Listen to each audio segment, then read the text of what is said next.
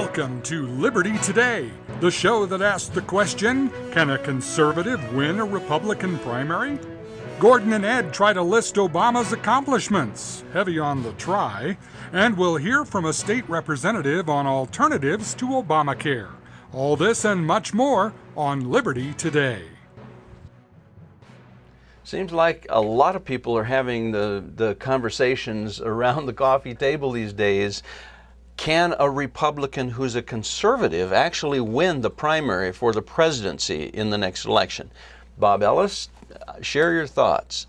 Well, a lot of people didn't think that was possible when Reagan got the nomination back in 79, 80. It's certainly an uphill climb and probably even harder than it was for Reagan to win it back then. I'd like to think that it's still possible, though.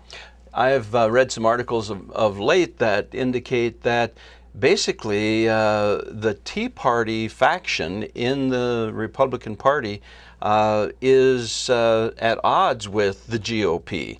And in fact, we hear about the war on women, that there's a war on the Tea Party, that the GOP mainstreamers are on a mission to eliminate the Tea Party. Yeah, I think that they're tired of being embarrassed is what it comes down to. The Tea Party was an embarrassment to them to begin with. In fact, the Tea Party formed back in 2009 because the Republican establishment had not done its job.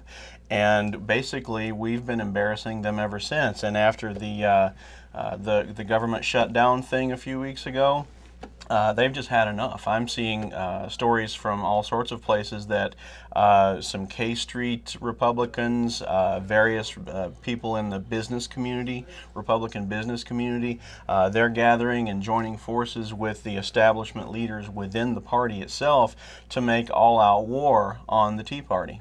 I saw something in the news today that indicated that GOP establishment leaders have blackballed one of the campaign strategy companies and are going to do everything they can do to keep them from getting any GOP support because they were effective in helping Tea Party candidates win.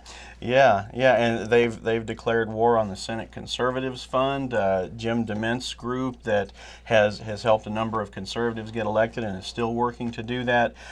Rather than attack Democrats, which should be the enemy of any conservative, the establishment, the ruling class as some call them, has declared war on the people within its own party that believe in those party values and principles. It's stunning.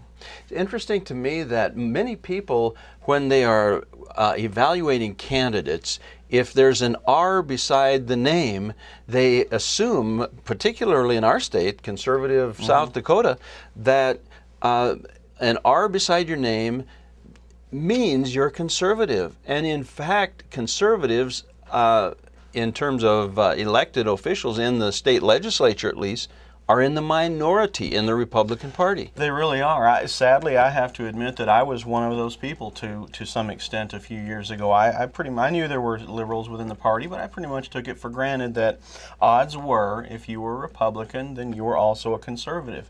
I have seen that not only in national politics, but in state politics.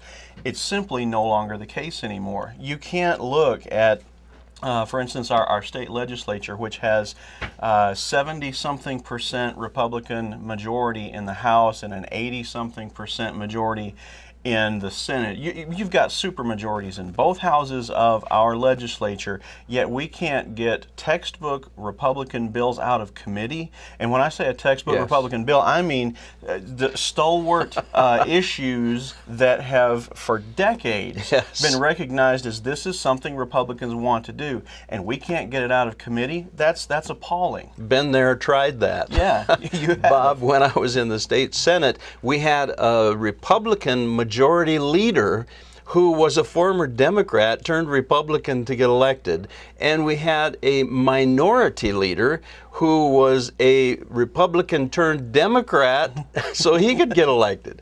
And either one of them, if you put them side by side, you couldn't find a nickel's worth of difference. Yeah, it's almost Orwellian what we have seen going on.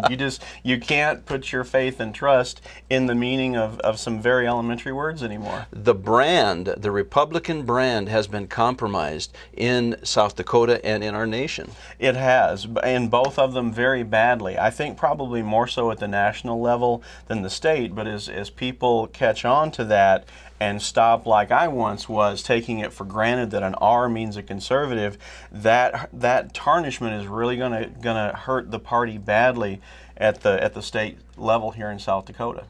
We want to encourage you to take a close look at the track record of any candidate who wants your vote. And please, please, please, please, please don't just vote Republican. Check the values and vote your values.